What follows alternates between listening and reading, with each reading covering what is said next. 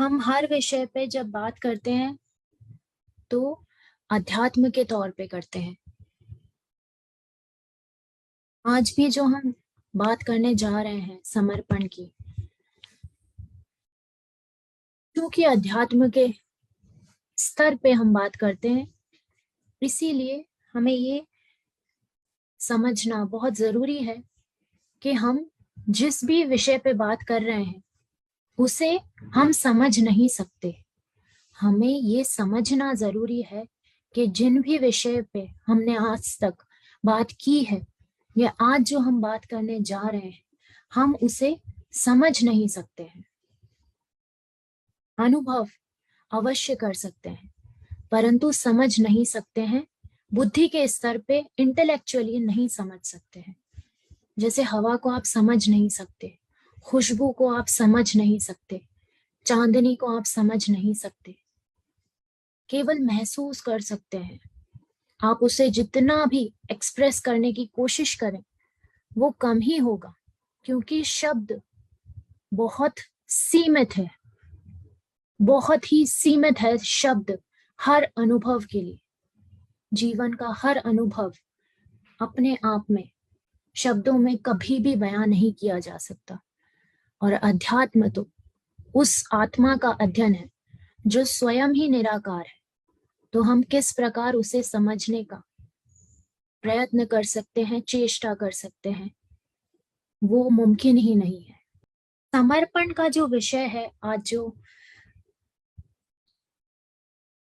इस श्रृंखला में, इस चेतना का सब चेतनाओं से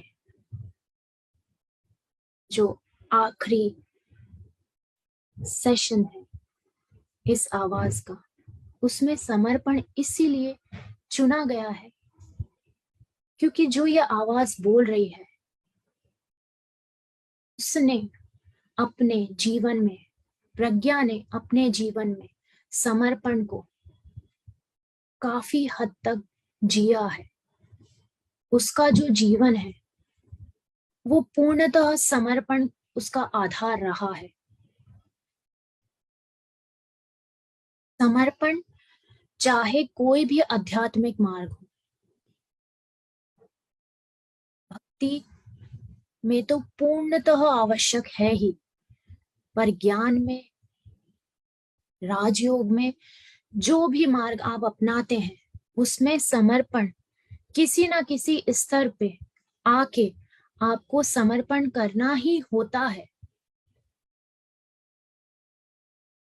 समर्पण किए बिना कोई भी मार्ग पूर्ण हो ही नहीं सकता। अब चाहे वो समर्पण उस ईश्वर को हो,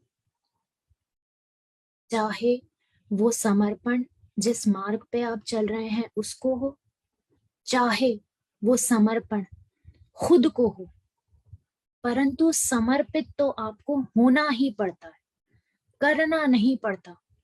पहले दिन से यही बोला जा रहा है, करना नहीं पड़ता, करा नहीं जा सकता, समर्पित होना पड़ता है। हो जाते हैं आप।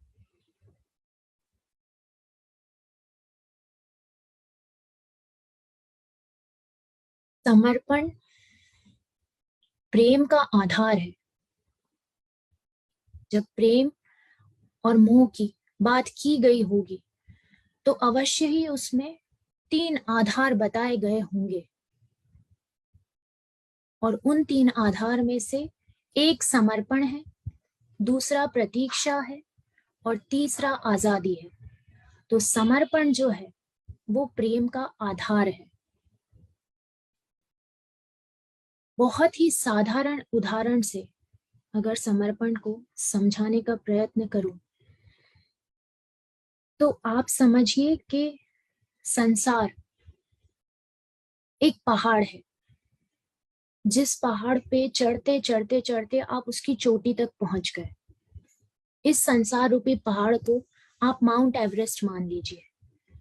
अब जब आप माउंट एवरेस्ट पे चढ़ गए तो आपको लगता है, सब कुछ करने के बाद आपको लगता है कि कुछ ना कुछ फिर भी बाकी है, कुछ तो कमी है। तब आप कोशिश करते हैं ये जानने की कि मैं कौन हूं, मेरा जन्म हुआ क्यों है, मैं मनुष्य क्यों हूं। उस पहाड़ की चोटी पे पहुंचने के बाद काफी लोगों के साथ बीच में भी हो सकता है। अब वहां पे पहुंच के जब आप में ये प्रश्न आते हैं तो आप फिर उन प्रश्नों का जवाब खोजते हैं। अब चाहे आप जिस भी मार्ग से चले, उन प्रश्नों का आप जवाब जब खोजते हैं तो उन प्रश्नों का जवाब खोजते खोजते उस पहाड़ की चोटी पे एक क्षण ऐसा जरूर आता है जब आप उस चरम पे होते हैं जहां पे आपकी समझ पूर्णतः विकसित होती है। जिस भी मार्ग पे आप चल रहे हैं, उस मार्ग के ऊपर चलते चलते आपकी समझ अपने आध्यात्मिक रास्ते के बारे में पूर्णतः होती है, पूर्णतः पूर्ण होती है। अब जब समझ पूरी है, फिर भी वो वास्तविकता और आप में एक दूरी है। वो दूरी है क्योंकि वहां समर्पण की कमी है, और समर्पण जो है वो हर मार्ग में अनिवार्य है। अब जब आप निर्भय होके समर्पित हो जाते हैं, चाहे भक्ति से चल रहे हो तो ईश्वर को, चाहे ज्ञान से चल रहे हो तो खुद को, चाहे और किसी मार्ग से चल रहे हो तो उस मार्ग को, जैसे ही वो समर्पण आप में जागता है, आप निर्भय होके उस पहाड़ से गिरते हैं। जब आप उस पहाड़ से दोनों हाथ खोल के नीचे गिरते हैं उस समर्पण के साथ, तब आपको पता ही नहीं चलता कि उस निर्भयता से, उस समर्पण से आधे रास्ते में कब आपके पंख आ जाते हैं और आपको पता चल जाता है कि आपका आमना सामना हो गया है अपनी वास्तविकता से। तब आप उड़ने लगते हैं उसी पहाड़ के आसपास, उसी संसार रूपी पहाड़ के आसपास। फिर आप ना आप चल रहे हैं ना उसके ऊपर खड़े हैं, आप हवा में केवल उड़ते रहते हैं उसी संसार रूपी पहाड़ के इर्द गिर्द। पर ये पंख आए क्यों, कैसे आए? वो आखिरी चरण पे जब आपने निर्भय होके खुद को समर्पित होने दिया, समर्पण किया नहीं, समर्पित होने दिया, तब वो पंख आपके आए और आप उस संसार में होते हुए उस संसार के ना रहे। फिर आप चाहे उस संसार में कभी कहीं जाके बैठ जाएं, कभी कहीं जाके बैठ जाएं, आपके पंख आपके पास हैं, आप केवल उड़ते रहते हैं। जहां आपकी जरूरत होती है आप वहां बैठते हैं, जो बांटना है वो बांटते हैं और पुनः अपनी दुनिया में उड़ते रहते हैं। ये समर्पण का एक बहुत ही साधारण सा उदाहरण है जो इस रास्ते का और इस रास्ते की चरम का सीधा सा फलसफा है, जो हर रास्ते की अंत को परिभाषित करता है। अब पहाड़ की चोटी से जो गिरने का समर्पण हो, वो कैसे हो? देखिए, हमारे जीवन में सांसारिक तौर पे भी हम कुछ भी, कोई भी मुसीबत आती है, कोई भी मुसीबत आती है हमारे जीवन में, तो हमारे पास दो चीजें होती है। कोई सिचुएशन ऐसी होती है जिस सिचुएशन में हम कुछ कर सकते हैं तो हम वो करते हैं और उससे निकल पाते हैं। कोई सिचुएशन ऐसी होती है जहां पे हम सब कुछ कर लेते हैं, फिर हम एक बार थक जाते हैं, हार जाते हैं और हम सोचते हैं कि अब जो होगा देखा जाएगा, हमने अपनी तरफ से जो करना था सब कर लिया। पर हम उस सिचुएशन को छोड़ते नहीं हैं, हम बस अपना दिमाग लगाना छोड़ देते हैं। हमारी सीमित बुद्धि का प्रयोग करना छोड़ देते हैं। उस सीमित बुद्धि का प्रयोग करना आप जैसे ही छोड़ते हैं, वैसे ही आपको काफी बार लगा होगा कि आपको कहीं ना कहीं से समझ में आ जाता है कि उस सिचुएशन से कैसे पार पाना है। वो छोड़ना होता है कि अब मुझे नहीं समझ में आ रहा, जो होगा देखा जाएगा। वो जो छोड़ना होता है वो ही होता है समर्पण।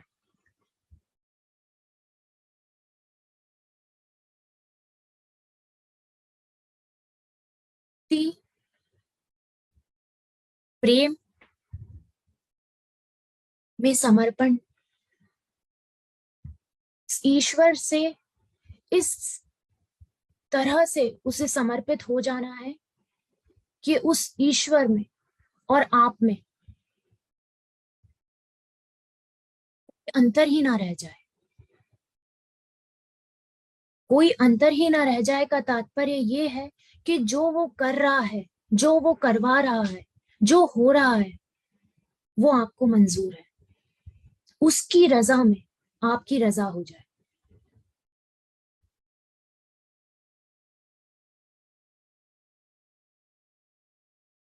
कल जो होगा,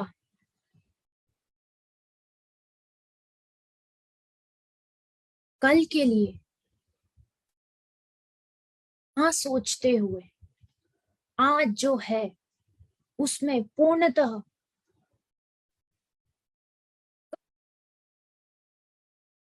समर्पण है।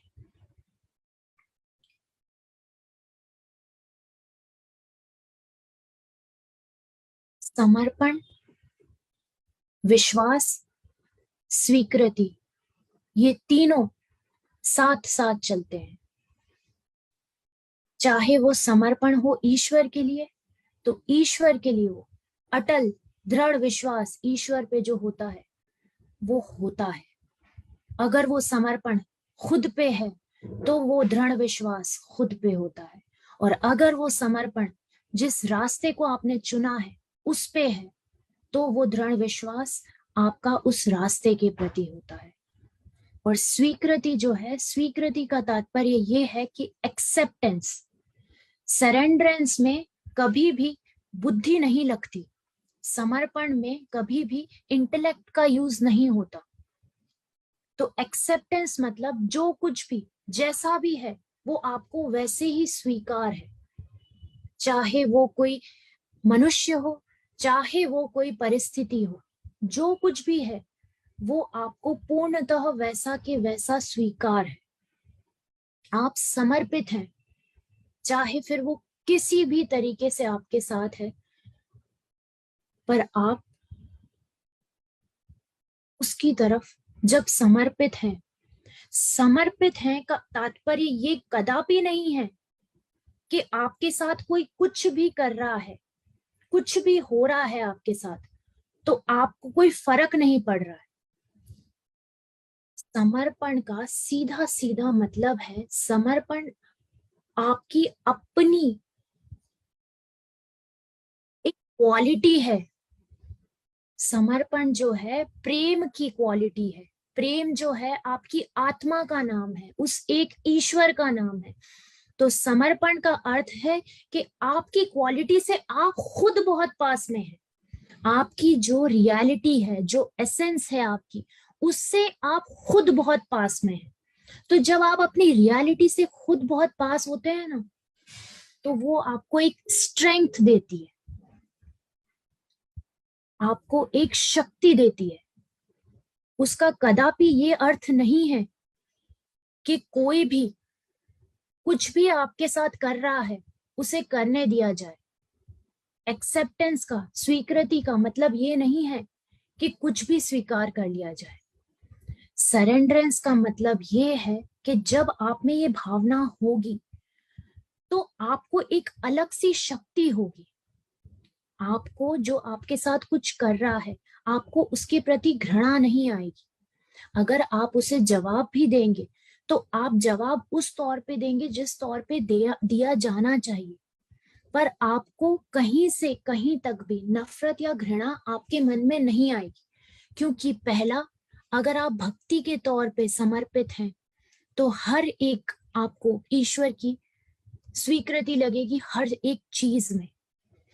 तो आप उस मनुष्य में भी ईश्वर की अनुभूति करेंगे। तो इसीलिए कभी आपको घृणा या नफरत नहीं आ सकती। आपके मन में जब समर्पण होगा तो आपको हर एक जीव पे केवल और केवल दया आएगी, कंपैशन होगा, आपकी स्ट्रेंथ होगी कंपैशन, जो कि जागेगा समर्पण से। आज आप 1-2 साल के बच्चे को जब देखते हैं तो आप उसे जीवन में क्या करना है, कैसे क्या होता है, ये नहीं समझाते। क्यों नहीं समझाते? क्योंकि आप जानते हैं कि अभी इसकी ये समझने की समझ नहीं है। जब आप में समर्पण होता है ना, तो वो आपकी शक्ति इस प्रकार होती है कि आपके साथ जब कोई कुछ भी करता है ना, तो आप उसका जवाब बेशक दे देते हैं, पर आप मन में अपने आप को ये बोलते हैं और आप ये जानते हैं कि अभी ये जो कर रहा है या कर रही है, इसे पता ही नहीं है कि क्या कर रही है। तो इस हिसाब से आपको उसके लिए दया ही आती है, चाहे आप उसे कुछ भी जवाब दे दें।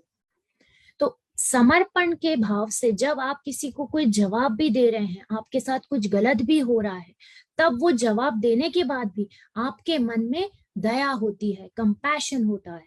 और जब समर्पण नहीं होता, तब वही जवाब आप देंगे तो आप 10 चीजें उनके बारे में सोचेंगे और उस सोच से आपके मन में घृणा आएगी। और जब घृणा आती है ना, तो स्ट्रेंथ छोड़िए, जिनको आपने बोला उनका कुछ भी नहीं जाता, पर वो घृणा आपको अंदर ही अंदर खाती है। इसीलिए समर्पण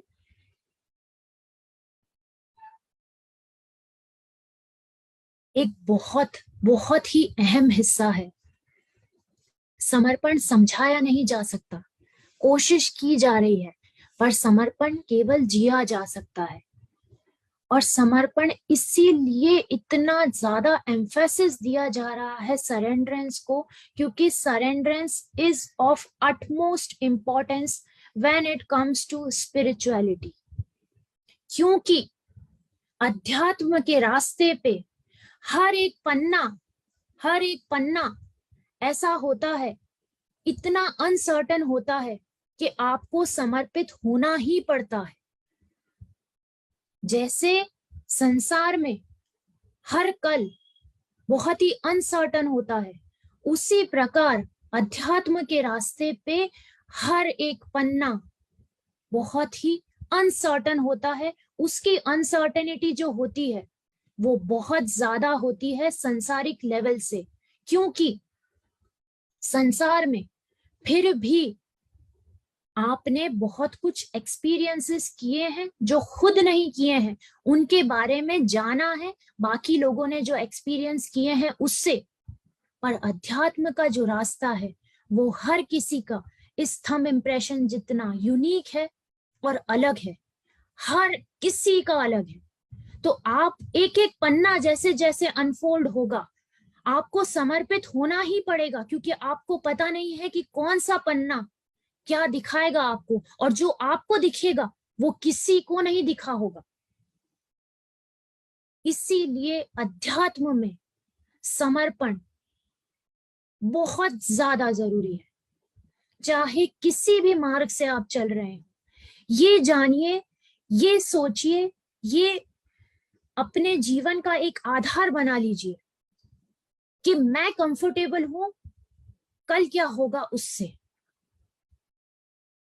अध्यात्म में समर्पण की आवश्यकता उतनी ही है जितनी की जीवन में श्वास की आवश्यकता है रहने के लिए, जीने के लिए।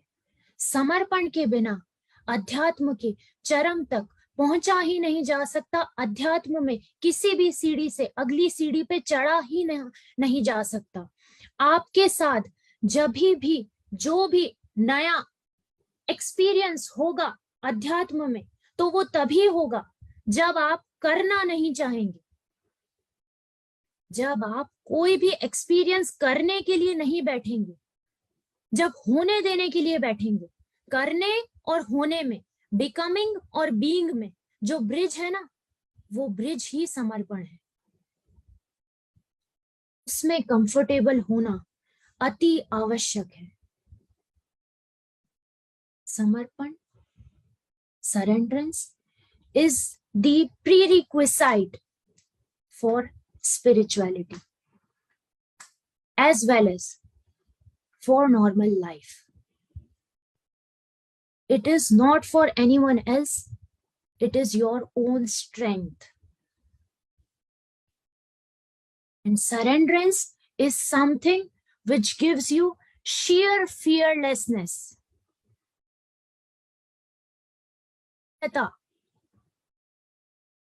आती है समर्पण से।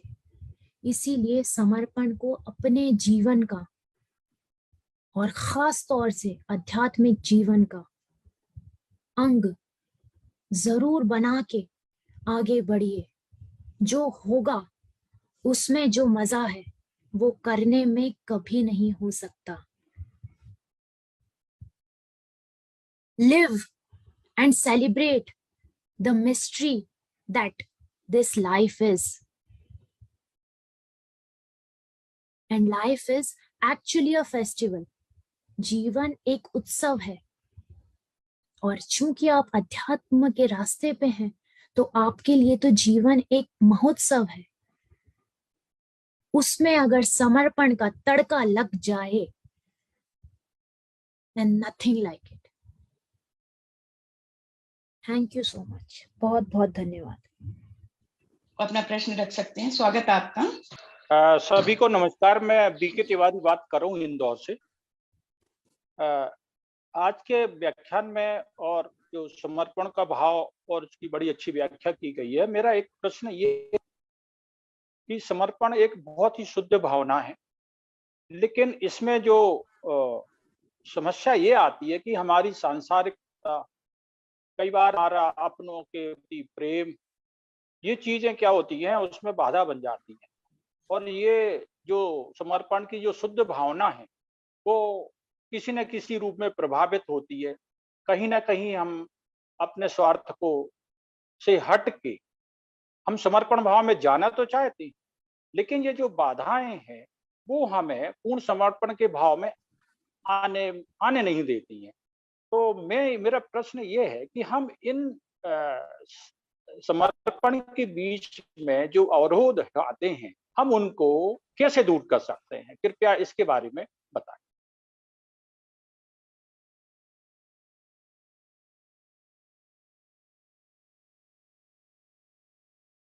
देखिए, समर्पण की भावना के बीच में कोई अवरोध नहीं आते हैं। समर्पण की भावना, पूर्ण समर्पण की भावना के लिए एक ही अवरोध होता है और वो होता है कि आपको या तो कहीं ना कहीं आप जहां पे भी पूर्ण समर्पण करते हैं वहां पे उस चीज को उस तरीके से नहीं लिया जाता जिस तरीके से आप करते हैं, और दूसरा होता है कि आपको लगता है कि कहीं ना कहीं कोई भय भी होता है पूर्ण समर्पण में। ये दो ही चीजें हैं जो आपको समर्पण होने से, समर्पित होने से, पूर्ण समर्पित होने से रोकती है। समर्पण की जहां बात की जा रही है तो समर्पण मतलब ये नहीं होता कि हम, समर्पण हमारी अपनी भावना है। जैसे आज बीके तिवारी जी जो हैं, उनके लिए अगर ये आवाज पूर्णतः समर्पित है तो ये इसकी अपनी भावना है, उससे आपका कोई वास्ता नहीं है। अब अगर आपने उस भावना को उस तरीके से नहीं लिया है तो भी जो भी कुछ आपने सही से नहीं लिया और उसको जिस भी तरीके से आपने रेसिप्रोकेट किया, अच्छी तरह से या बुरी तरह से, जैसे भी, पर उसमें क्या होगा कि जब मुझे वो रेसिप्रोकेशन आएगा, चूंकि मैं पूर्णतः समर्पित हूं, तो मेरे मन में आपके लिए कहीं से भी घृणा नहीं आएगी। मैं आपको गलत रेसिप्रोकेशन का जवाब जरूर दूंगी, पर मेरे मन में आपके लिए कहीं से भी कोई घृणा नहीं आएगी। उसके विपरीत में जब मैं आपको जवाब दे दूंगी तो मुझे आपके ऊपर दया ही आएगी कि आपको खुद नहीं पता है कि आप कुछ क्या कर रहे हैं, आपको नहीं पता है। तो जब मैं समर्पित हूं तो मेरे मन में आपके लिए कंपैशन आएगा। पहली बात तो समर्पण जो होता है वो एक तो खुद की भावना है, वो ऐसा नहीं है कि वो उसका किसी से भी कोई लेना देना नहीं है, पहली चीज। और दूसरी चीज, चूंकि वो खुद की आपकी भावना है तो वो आपको कहीं ना कहीं स्ट्रेंथ ही देती है। आपके मन में जो भी नेगेटिविटी आनी चाहिए संसार को लेके, वो संसार को लेके नेगेटिविटी नहीं आने देती है, किसी व्यक्ति विशेष के लिए भी नहीं आने देती है वो नेगेटिविटी, क्योंकि आपको कहीं ना कहीं लगता है कि इन्हें पता ही नहीं है कि क्या कर रहे हैं, कोई बात नहीं, इनकी गलती नहीं। और दूसरी बात, जब आप समर्पित हैं लाइफ के लिए तो उसमें आपको कल की अनसर्टेनिटी जो है वो कोई भय उत्पन्न नहीं करती। आप कंफर्टेबल होते हैं, जो भी कल होगा उससे आप कंफर्टेबल होंगे, जो भी जैसी भी परिस्थिति आ जाए। तो समर्पण आपके लिए हमेशा विन विन सिचुएशन होती है, जहां पे आप अपने आप में संतुष्टि का आभास करते हैं, आपको कहीं से भी खुद को कोई तकलीफ नहीं होती है। आपको जो भी समझा जाए, कहा जाए, माना जाए, उससे जो बोल रहा है उससे आपका कोई लेना देना नहीं है, पर आप अपने आप में संतुष्ट होते हैं। और हमारा जो रास्ता है वो खुद की संतुष्टि और खुद की सुकून का है। आपने अभी बताया कि समर्पण का मतलब ये बिल्कुल भी नहीं है कि आपके साथ में कुछ भी होने दिया जाए, थोड़ी देर पहले बोला है। अब होता क्या है कि हम सभी सामाजिक प्राणी हैं और अक्सर हमारी व्यक्तिगत एंटिटी से ज्यादा हमारी सामाजिक जो पहचान होती है, एंटिटी होती है, हम उसी के साथ में जीवन में मतलब हम पैदा होते हैं और उसके साथ में ही हम अपना जीवन त्यागते हैं। तो ये जो इन्वॉल्वमेंट है वो हमेशा कहीं ना कहीं इस भाव को, क्योंकि अगर केवल मैं समर्पित भाव में रहता हूँ तो कई बार हमारे अपने समर्पित भाव में रहने के कारण हमारे परिजनों को, मित्रों को और हमारे से जो हमारा जो इन्वॉल्वमेंट है, आसपास हमारी जो समाज है, उनको भी तकलीफ होती है। तो फिर ये समर्पण भाव तो ज्यादा समय तक टिक नहीं पाता है। तो मेरा प्रश्न यही है कि हम इसको कैसे दूर कर पाए। देखिए, दूर नहीं करना है बल्कि इसी को और बढ़ाना है। समझिए, मैं जो बोल रही हूँ, जो ये आवाज बोल रही है, उसका अर्थ ये है कि अध्यात्म और अध्यात्म से जुड़ी जो भी भावनाएं हैं वो बहुत सैक्रेड होती है, सैक्रेड और आपकी अपनी होती है। ठीक है, पहली बात ये। तो आपको वो कभी भी एक्सटर्नली बहुत अलग तौर पे प्रदर्शित नहीं होने देना। अब आपका जो प्रश्न है उसका एक उत्तर देती हूं मैं अलग उदाहरण के तौर पे। प्रज्ञा जो थी तो वो पूजा पाठ बहुत ज्यादा करती थी, बहुत ज्यादा, मतलब पूजा पाठ भी बहुत ज्यादा करती थी, हर चीज में धार्मिक थी, बेसिकली बहुत ज्यादा धार्मिक थी। अब जब उसे समझ में आया, उसको ये आभास हुआ कि जो कुछ भी है वो ही है, सब वो ही है, तो क्या हुआ कि उसने कहा कि सिर्फ पूजा में ही क्यों चप्पल उतार के जाया जाए, सिर्फ पूजा में ही क्यों घंटी बजाई जाए, सिर्फ पूजा में ही क्यों हर चीज को साफ सुथरा रखा जाए। पर ये उसकी समझ थी ना, ये उसका आभास था। घर वालों के लिए तो उसे जो करना है वो चप्पल उतार के ही जाएगी, वो घंटी वहीं बजाएगी, वो सफाई ज्यादा वहीं की रखेगी।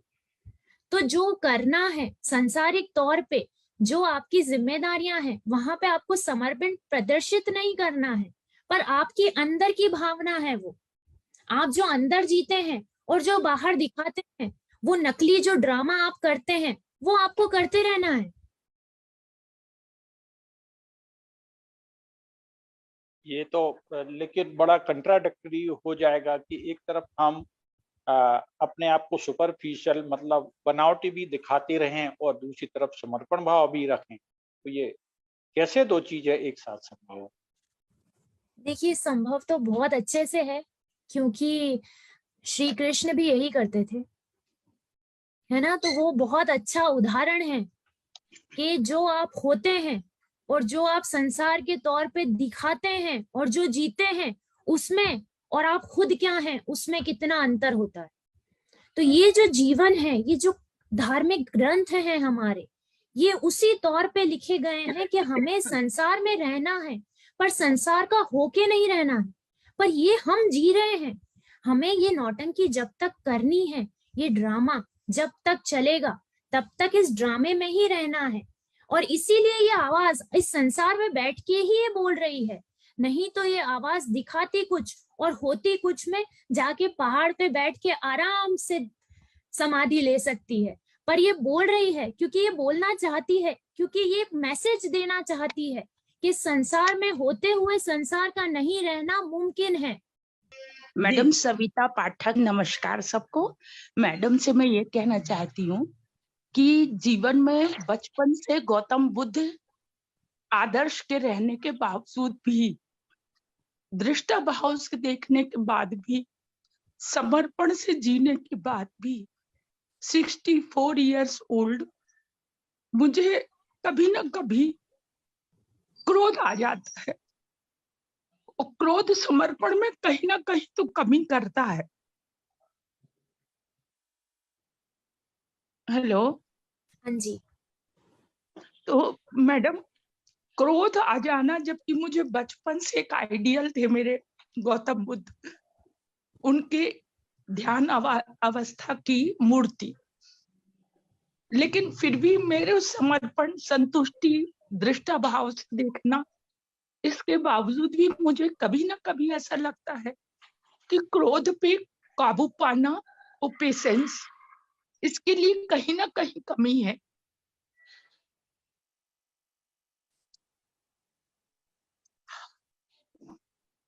देखिए, हमें ये नहीं है कि ये क्रोध, जो भी शब्द कह लें हम, क्रोध, लोभ, मोह, ये पूर्णतः खत्म हो जाएगा तब हम उस पहाड़ से गिरेंगे। ये कभी भी नहीं होगा। ये पूर्णतः अपने आप खत्म हो जाए, इस पहाड़ से गिरेंगे तो ये बाय प्रोडक्ट्स हैं कि वो सब अपने आप पूर्णतः खत्म हो जाएगा। पर ये ना समझे कि ये कभी भी हमें ये चीज की अनुभूति होनी ही नहीं चाहिए, क्रोध आना चाहिए। क्योंकि जो क्रोध का, जब भी क्रोध के बारे में बात की गई होगी तो उसमें ये अवश्य बोला गया होगा कि कहीं कहीं पे क्रोध करना अति आवश्यक होता है, क्योंकि वो क्रोध करना पड़ता है, क्योंकि करे बिना वो चीज को उस तरीके से पहुंचाया नहीं जा सकता। तो क्रोध करना, मैडम, दृष्टा भाव खत्म हो जाता है ना, वहां दृष्टा बन के देखना और अपने आत्मा से परमात्मा को जुड़े रखना, उसमें संसार में क्रोध आना ये बहुत ज्यादा कमी है ना। क्रोध आना ही नहीं चाहिए ना। जब इतना साल से समर्पण है उस सर्वशक्तिमान के प्रति, फिर भी ये इंद्रियां कहीं ना कहीं प्रभावित करती हैं तो दुख होता है। देखिए, सबसे पहले तो आप इसी क्षण खुद को गले लगाइए। जी, गले लगाइए। बिल्कुल लगा लिया जी। क्योंकि आप खुद के साथ बहुत ज्यादा कठोर हैं, बहुत ज्यादा कठोर हैं आप अपने साथ ही। और ये आप जान लीजिए कि अपने साथ यहाँ जितनी भी चेतनाएं बैठी है, ये उन सबके लिए है कि अपने साथ कभी भी अपने साथ कठोर मत होइए। क्योंकि जीवन में अगर कोई आखिरी सांस तक आपके साथ रहेगा तो वो आप खुद हैं, बाकी आपको कोई ये गारंटी नहीं दे सकता है। इसलिए सबसे पहले खुद से प्रेम करें, खुद के साथ मत कठोर होइए। आपकी जो आवाज का दर्द है, इन आंखों से उस दर्द में इतनी गहराई है कि इन आंखों से उस दर्द की वजह से पानी आ रहा है। इसीलिए अपनी कठोरता अपने साथ मत रखिए। दूसरा, आपको हर दिन खुद से बेहतर होना है। आप अगर कल 10 बार करती थी, तो अगर आप आज 9 बार कर पा रही हैं गुस्सा, क्रोध आपको 9 बार भी हो गया है, तो अपने आप की खुद की पीठ थपथपानी चाहिए आपको कि आप कल से बेहतर हैं। पहली बात। दूसरी बात, चूंकि आप गौतम बुद्ध को इतना मानती हैं, तो उसमें समर्पण की जो भावना है वो और बढ़ सकती है जब आप क्रोध प्रतिक्रिया के रूप में जिस पे भी करें, जब भी आपको क्रोध आए, आप जिससे भी बात कर रही हैं, आप इस क्षण से यही मानेंगी, ये जिएंगी कि जिससे आप बात कर रही हैं हर एक प्राणी गौतम बुद्ध है। जी मैडम, थैंक यू। जब हर एक प्राणी ही गौतम बुद्ध है तो आप क्रोध किस पे करेंगी? जी बिल्कुल बिल्कुल। मैं अगला प्रश्नकर्ता को लेने से पहले एक क्वेश्चन मेरे नंबर पे आया हुआ है, नाम नहीं है उन्होंने दिया। मैं उन्होंने, प्रज्ञा जी आपके लिए हैं, उन्होंने ये पूछा है कि मैं उस परमात्मा के प्रति कैसे समर्पित हो जाऊं जिनको मैंने कभी देखा ही नहीं। उनके मन में ये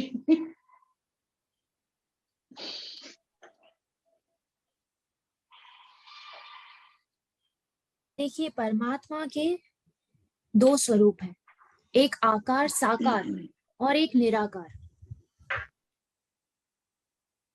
ना आप साकार में मानते हैं अगर, ना आप निराकार में मानते हैं, पर अगर जो भी प्रश्न करता है वो इतना भी मानते हैं कि कुछ तो है, कोई एक शक्ति है जो पूरे संसार को चला रही है, तो समर्पण केवल ईश्वर को नहीं होता। समर्पण का तात्पर्य ये है कि आपके जीवन में जब जो परिस्थिति आई है, उस परिस्थिति को पूर्णतः स्वीकार करना, इस तरीके से अपनाना कि आप उसमें कभी भी ये ना पूछे कि मैं ही क्यों, चाहे कुछ भी हो जाए, तो वो उस ईश्वर को ना मानते हुए भी मानना है। और वो समर्पण जो है वो वास्तव में जीना है। जो लोग ईश्वर को मानते हैं वो भी ये चीज को जी नहीं पाते। हर छोटी चीज में वो ये पूछ लेते कि भगवान मेरे साथ ही क्यों होता है। तो अगर आप भगवान को नहीं मानते हैं, फिर भी अगर आप जीवन की हर परिस्थिति में अपने आप को समतुल्य रख के अपना सकते हैं उस परिस्थिति को, तो आप उनसे ज्यादा बेहतर समर्पण को जीते हैं। जो लोग ईश्वर को केवल मानते हैं, उनसे ज्यादा बेहतर तरीके से आप समर्पण को जीते हैं। थैंक यू सो मच प्रज्ञा जी। मुझे आशा है जिन्होंने ये क्वेश्चन रखा था उनको उत्तर मिल गया होगा। मैं अगले प्रश्नकर्ता निशा जी को बुलाना चाहूंगी। प्रज्ञा जी नमस्ते। मैंने सुबह जूम में वर्मा जी ने भेजा था समर्पण, तो उस समय मेरा ध्यान का टाइम था, तो वो शब्द घूम रहे थे मेरे दिमाग में, तो मूर्ति के आगे पूरी तरह से समर्पित थे। मुझे लगा कि ये मेरे घर में आइए साल भर के बाद, आज पूरा समर्पित हो जाना है। मेरे ध्यान में आंसू बंद नहीं हो रहे थे। फिर जब मेरा ध्यान खत्म हुआ तो एक पंख मेरी तरफ आया। कोई पक्षी का पंख हो सकता है, वो कैसे आया ये नहीं मुझे मालूम। मुझे एक आशीर्वाद प्राप्त हुआ, मतलब भाव विभोर हो गए। बस इतना ही बोलना है। और आप बोल रही है, मुझे अनित्य बोध हो रहा है। आपकी बात सुन के मुझे मतलब शरीर तरंगी तरंगा यही अनुभूति हो रही है। बस इतना ही बोलना। थैंक यू सो मच निशा जी। निशा जी, जो आपको आंसू आए, समर्पित होते हुए जो आपको आंसू आए, ये जो आंखों से जो पानी बहता है ना, ये पानी जगह बनाता है उस एक के लिए जिनके लिए आप समर्पित होते हैं। बहुत बहुत अच्छा इंडिकेशन होता है इन आंखों से आंसू बहना समर्पण में। आपकी उस अनुभूति को नमन है। आपको बहुत बहुत नमन, प्रज्ञा जी को भी बहुत बहुत नमन। मैं मूल रूप से मेरी थोड़ी जिज्ञासा है, मैं वो बात करना चाहता हूँ। पहली बात तो यह है कि समर्पण होने की जो बात है, तो ईश्वर के प्रति तो समर्पण में कोई डाउट होना ही नहीं चाहिए। अगर हम वास्तविक निराकार हैं, आकार जैसे भी हम मानते हैं, तो वो तो समर्पण भाव से ही होता है। अगर डाउट करेंगे तो कभी हो नहीं पाएगा। सही है, अपने प्रति भी अगर हम डाउट करेंगे तो अपने प्रति भी समर्पित नहीं होंगे। मेरी जिज्ञासा ये है कि अगर हम किसी मार्ग को एडॉप्ट करते हैं, किसी रास्ते पर जाते हैं, किसी व्यक्ति को अगर हम के प्रति समर्पित होते हैं, तो क्या वहां तर्क का स्थान नहीं है? क्या हम मतलब अंधानुकरण करें, किसी व्यक्ति के प्रति हम समर्पित हो जाएं, शायद ये आदमी ठीक है? क्या तर्क समर्पण होने से पहले क्या तर्क करना जरूरी नहीं है? या हम किसी मार्ग पर जा रहे हैं तो क्या मार्ग पर जाने में तो हमें पहले तर्क नहीं करना चाहिए कि तर्क करने के बाद अगर हमें लगता है कि हाँ वास्तव में हमें इस मार्ग पर चलना चाहिए, तो बस ये है कि अगर हम किसी व्यक्ति को फॉलो करते हैं, किसी मार्ग को फॉलो करते हैं, तो क्या वहां भी तर्क का स्थान होना चाहिए कि नहीं होना चाहिए? जी देखिए गुरमीत जी, जो समर्पण की हम बात कर रहे हैं, आपके प्रश्न के दो अलग अलग जवाब हैं। सांसारिक तौर पे जिस समर्पण की हम बात कर रहे हैं, सांसारिक तौर पे, उस सांसारिक तौर पे जब आप समर्पित होते हैं तो समर्पित का अर्थ है, ये नहीं है कदापि कि जो भी आप जिसके प्रति भी समर्पित हैं वो जैसे भी हो आपके साथ, आप जो कुछ भी है आप समर्पित हो जाएं। वो समर्पण का अर्थ है सांसारिक तौर पे कि समर्पण से आप में एक स्वीकृति आती है, आप में एक एक्सेप्टेंस आता है, क्योंकि इस संसार में भांति भांति के लोग हैं। तो समर्पण से आप, समर्पण और स्वीकृति, सरेंडरेंस एंड एक्सेप्टेंस, ये दोनों साथ में चलते हैं। तो जब एक्सेप्टेंस आता है ना आप में, तो कोई आपके हिसाब से ना भी हो ना, तो उसमें समर्पण की भाव की वजह से ना उसको आप अपना पाते, क्योंकि पूरा संसार हमारे हिसाब से तो हो नहीं सकता। तो जब हमें ये भाव होगा ना, तो हमारी स्वीकृति, हम जो अपनाते हैं इस संसार को, उसको, उसका जो स्तर है ना वो बढ़ जाएगा, और उससे हमें एक शक्ति आती है। जी, तो मुझे जो समझ में आया जी, तो जो जैसे मतलब एक्सेप्टेंस, जो परिस्थिति हमारे सामने है उसको एक्सेप्ट करके रखना चाहिए, उससे हमारी इनर स्ट्रेंथ और बढ़ती है। हाँ जी, और जहां तक मार्ग की बात है, मार्ग पे समर्पण का अर्थ ये है कि जब भी आपने कोई भी मार्ग चुन लिया, जैसे अध्यात्म में भी आपने कोई भी पर्टिकुलर मार्ग चुन लिया, या आपने अध्यात्म का मार्ग भी चुन लिया, तो उसके बाद आपको समर्पित होना उस मार्ग के प्रति का तात्पर्य ये है कि आपको फिर रास्ते में चलते चलते ये प्रश्न नहीं आना चाहिए कि मैं सही तो जा रहा हूं या नहीं। आपने सूझबूझ से कोई मार्ग चुन लिया, चुनने के बाद समर्पण आना होना चाहिए। चुनने से पहले तो एक तर्क मतलब वो जो सूझबूझ है, हमारा विवेक है, हमारी बुद्धि है, प्रज्ञा है हमारी, तो वो चुनने से पहले जरूर हमें उसका तो इस्तेमाल करना ही चाहिए। उस पर हम आश्वस्त हो जाए हम सही रास्ते पे जा रहे हैं, तो फिर समर्पित होकर ही जाए। थैंक यू प्रज्ञा जी। अगले हमारे जो प्रश्न करता है राहुल, डॉक्टर राहुल मिश्रा जी। हाँ मैम, एक्चुअली इसमें मेरा एक दो क्वेश्चन ये थे कि इसमें तो मतलब दो इमोशंस आते हैं जब अपन सरेंडर करते हैं कोई चीज। पहला इमोशंस तो ये आता है कि हम एक ऑप्टिमिस्ट और होप फॉर बेटरमेंट, ये आता है हमारे अंदर जब हम सरेंडर करते हैं। और अगर ये नहीं आता है तो दूसरा हमारे अंदर इमोशन आता है ग्रेटफुलनेस का, gratefulness towards to whom we have surrendered। तो क्या दोनों भाव आना जायज है पहली चीज, और यदि आते भी हैं तो हम किस गारंटी पे मतलब इनकी क्रेडिबिलिटी को जज कर सकें, ये दोनों ही इमोशंस हैं। तो बस यही क्वेश्चन है मेरा।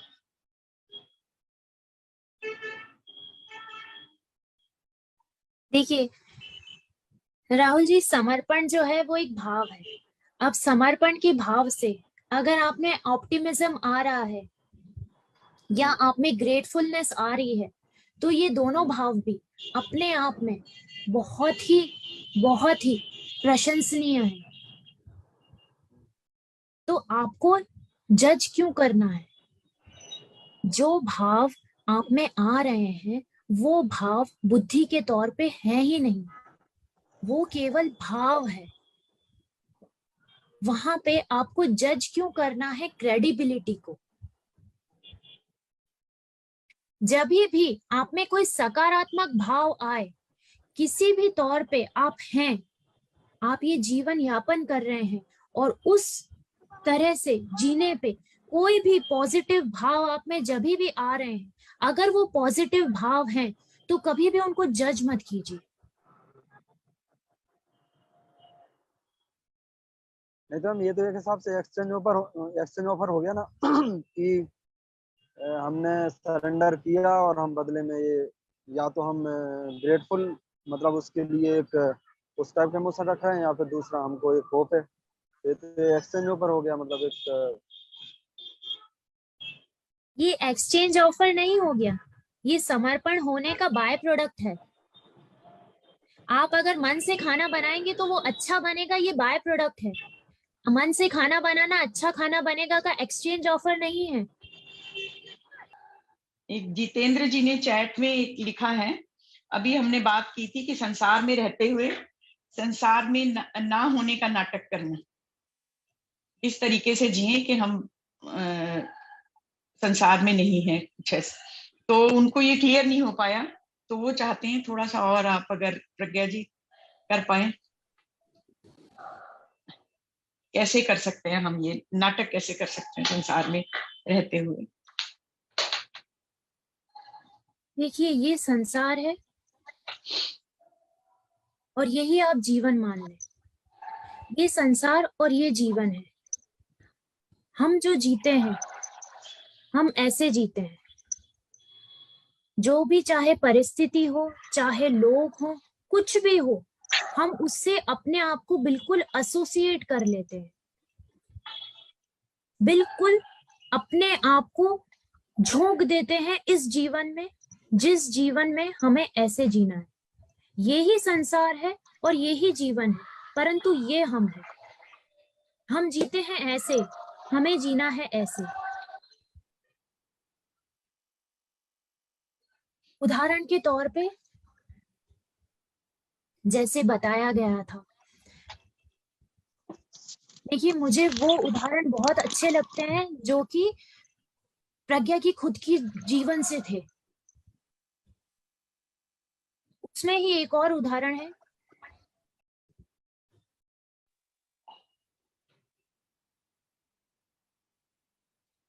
जिन्होंने ये प्रश्न किया है, जिन्होंने भी ये प्रश्न किया है, वो इस उदाहरण से बहुत अच्छे से अपने आप को रिलेट कर पाएंगे। अगर वो पति हैं तो भी, अगर वो मेल है तो भी, और अगर फीमेल है तो भी। अगर मेल है तो आपको शादी में, जब भी कोई शादी में जाना होता है, तो आपको ना तो शादी में जाने की तैयारी में कोई इंटरेस्ट होता है, ना आपका कपड़ों पे कोई ज्यादा ध्यान होता है, ना आपको फोटोग्राफ्स खिंचवाने का कोई शौक होता है अगर मेल हैं तो। फिर भी आप वो सब कुछ करते हैं, वो जो नाटक है वो आप करते हैं। आप चाहते नहीं हैं, आप अंदर से कुछ और है, फिर भी वो नौटंकी आप करते हैं क्योंकि आप कर पाते हैं। उसी तरह की नौटंकी, आप अंदर से कुछ और हैं, पर आपको वो जो नौटंकी है संसारिक तौर पे, जहां पे भी जरूरत है कि आप जो हैं वहां पे वो उस तरीके से नहीं प्रदर्शित कर सकते, वहां पे आपको वो नौटंकी करनी है, जो हम जीवन में कई जगहों पे करते हैं। और ये जो उदाहरण है, इसे हम बहुत अच्छे से अपने आप को रिलेट कर सकते हैं। और अगर आप फीमेल हैं तो इसे ऐसे समझिए कि आपका अपने पति के दोस्तों की पार्टी में जाने का कोई इंटरेस्ट नहीं है, वहां पे जो बातें चल रही है उनमें कोई इंटरेस्ट नहीं, फिर भी आप जाती हैं वहां पे, उन बातों में ना इंटरेस्ट होते हुए भी आप मुस्कुराती हैं। बहुत सारी चीजें हैं हमारे जीवन में जिन्हें हम जो करते हैं और हम जो होते हैं उसमें बहुत डिफरेंस होता है। वो जो करना और हम जो हैं उसमें जो डिफरेंस होता है, उसी नौटंकी की बात की जा रही कि संसार में होना पर संसार का नहीं होना। जी, थैंक यू प्रज्ञा, क्लियर हो पाया होगा, उनके प्रश्न का उत्तर मिल गया होगा। तो एक और प्रश्न आ रहा है कि प्यार, समर्पण और स्नेह और आकर्षण में क्या है अंतर है? समर्पण नहीं, प्यार, स्नेह और अट्रैक्शन में क्या अंतर है, क्या में डिफरेंशिएशन कर पाए? देखिए, ये क्या है कि ये शब्द केवल शब्द हैं और शब्द बहुत ही बड़ा भ्रम है। आकर्षण, अब आकर्षण जो है अट्रैक्शन, अट्रैक्शन तो बहुत ही अस्थायी भाव है जो कभी भी किसी भी चीज, कोई भी चीज आपको अच्छी लगी वो आपको आकर्षित करती है।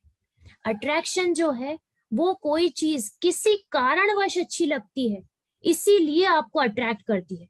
तो अट्रैक्शन जो है that is dependent on any particular thing which you are attracted to. वो चीज जैसे ही हटी उस इंसान में से वैसे ही आपका अट्रैक्शन भी खत्म। तो अट्रैक्शन जो है वो कंडीशनल है। लव जो है, प्रेम जो है वो अनकंडीशनल है।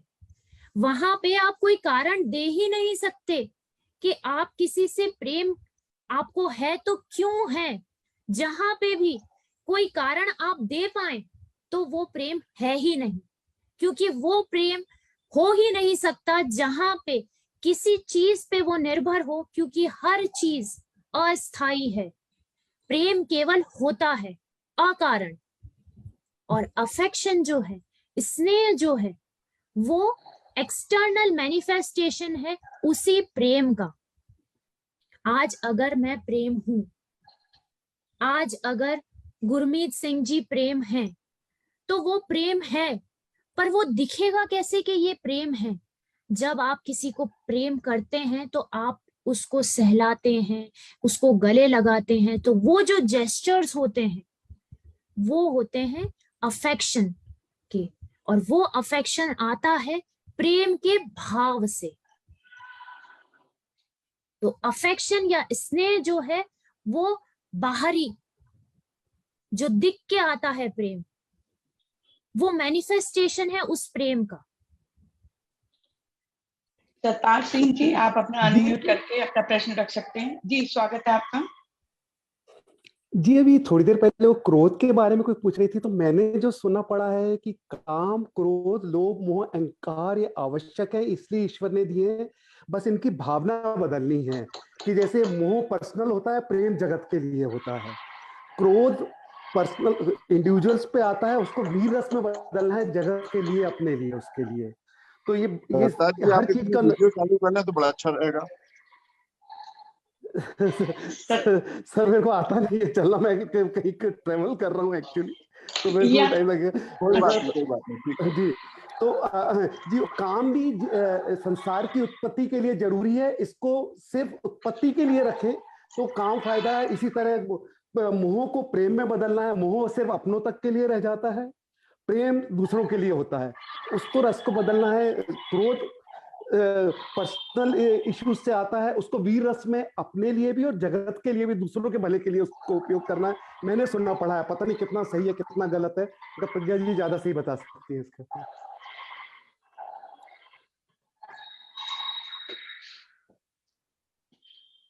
ज्यादा सही तो कुछ है ही नहीं सरताज जी। जो आपने बोला वो, आपने जो पढ़ा है उस, आपने जो बोला उससे मैंने सीखा है। आपने जो बोला उसको मैंने कभी नहीं क्योंकि पढ़ा है। आपने जो भी कुछ बोला सब चीजें पर्सनल होती हैं, बहुत ही सही बोला आपने। क्रोध भी जो है, बाकी चीजें भी जो हैं, हर जो शब्द आपने प्रयोग किया उस हर शब्द को आपको होश पूर्वक करना है। चाहे वो क्रोध हो, काम हो, लोभ हो, जो भी कुछ है, होश पूर्वक। मतलब अभी हम रोबोटिकली जिस तरीके से क्रोधित होते हैं, हमें क्रोधित वही होना है जहां पे क्रोध की आवश्यकता है। तो आपने काफी हद तक जो कुछ बोला वो बिल्कुल ठीक बोला।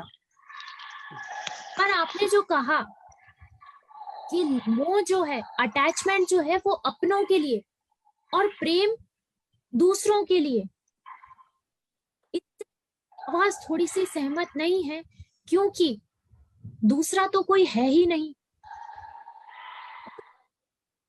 मेरा कौन है? नहीं, दूसरा कौन है और जी, मेरा कौन है? जी, जब तक ब्रह्म दृष्टि नहीं आ जाती तो तब तक के लिए एक तो मैं एक इंडिविजुअल हूं, दूसरा देखिए इंडिविजुअल लेवल पे भी आपका दुख का अगर कोई कारण है, हर दुख का कारण जो फाउंडेशन है केवल दो है, मोह और अहंकार। क्रोध जो है वो आपके अहंकार को ठेस पहुंचती है तो आता है। क्रोध जो है आप जब आपकी अपेक्षा होती है, मोह की वजह से जो आपकी अपेक्षाएं होती है वो पूर्ण नहीं होती तो आपको क्रोध आता है। तो बाकी की जो सारी भावनाएं है ना, वो इन दो चीजों से उत्पन्न होती है और हर भावना आपको किसी ना किसी तौर पे ठेस पहुंचाती है, दुख पहुंचाती है। तो मोह जो है ना, वो व्यक्तिगत तौर पे भी बात ना भी करें हम तो व्यक्तिगत तौर पे भी आपको कभी भी अंदर से शांति नहीं दे सकता। मोह हमेशा आपको तकलीफ ही देगा। कम से कम अपेक्षाएं रखें दूसरों से ज्यादा अपेक्षाएं रखें खुद की बेहतरी से, खुद के बेहतर होने से, वो आपको बहुत सुकून देगी। जी, तो एक और प्रश्न आया है कि हमने इसमें आपने बोला था कि लास्ट में मैं थोड़े से टिप्स दूंगी आध्यात्म की ओर जाने के लिए, अपना ध्यान लगाने के लिए हम क्या क्या कर सकते हैं। अगर आप ठीक समझे, अगर टाइम हो तो आप एक दो।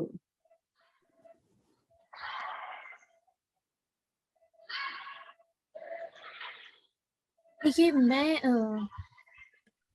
अगर कुछ शेयर करूं उस तौर पे, हाँ, यहाँ पे सब अपने आप में बहुत ही ज्यादा आत्मिक रूप से विकसित हैं, आत्मिक रूप से विकसित हैं। पर मैं कुछ शेयर करूं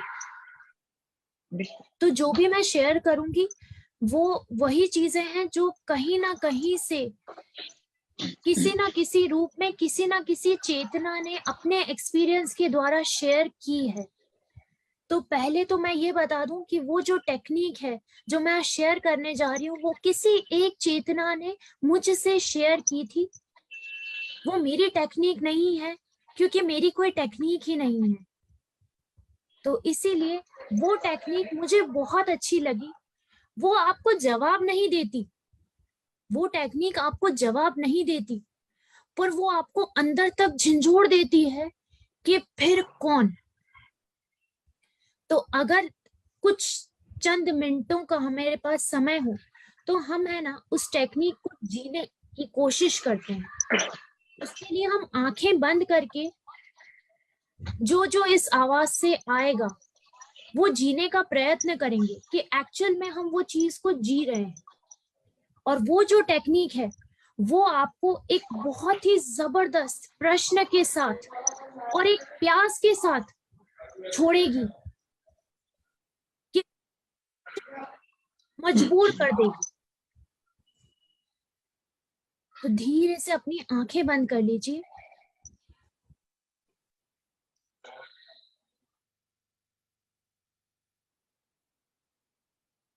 अब हम साथ साथ एक आईने के सामने खड़े हो गए। हम आईने के सामने खड़े हैं, तैयार हो रहे हैं और एकदम से आईना देखते हुए हमें ये लगता है कि हम जो देख रहे हैं आईने में वो तो अस्थाई है। जो कल था वो आज नहीं है। तो जब अस्थाई है, जैसा कल था वैसा ही आज नहीं है, तो ये तो मैं नहीं हूं।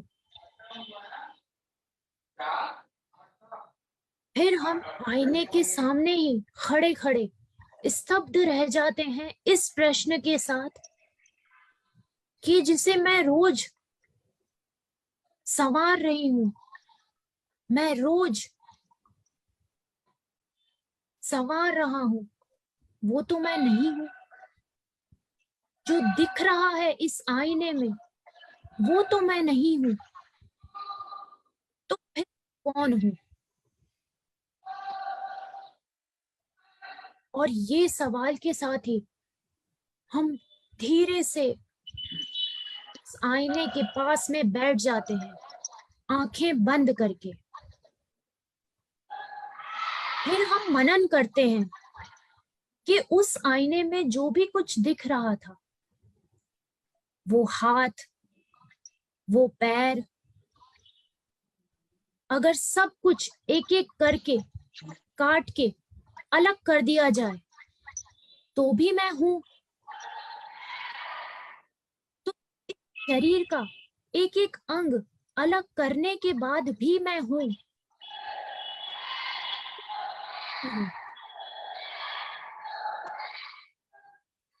फिर हम और अंदर जाते हैं, से पूछते हैं कि जब हमें कोई विचार नहीं होता, जब हम उस आईने के सामने खड़े थे, कुछ क्षणों के लिए हमें कोई विचार नहीं था, जब कोई विचार नहीं था तब भी हम थे। तो जब कोई विचार नहीं है तब भी हम हैं।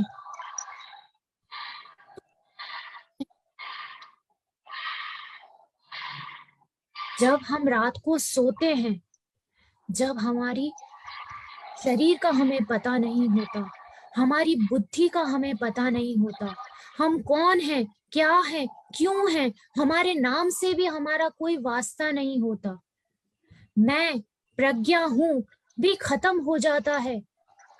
उस रात को जब हम सोते हैं, उस गहरी नींद में जब हम सोते हैं, जब हम कुछ भी नहीं होते, कोई नाम भी नहीं होते, जब हम कोई नाम भी नहीं होते, तो उससे जुड़े हुए कोई लोग भी नहीं होते, उससे जुड़ा हुआ कोई रेपुटेशन भी नहीं होता, ना कोई विचार होता है, तब भी हम होते हैं। तो फिर हम कौन हैं? ना हम वो हैं जो शरीर उस आईने में नजर आ रहा है, ना हम वो हैं जो बिना विचारों के भी,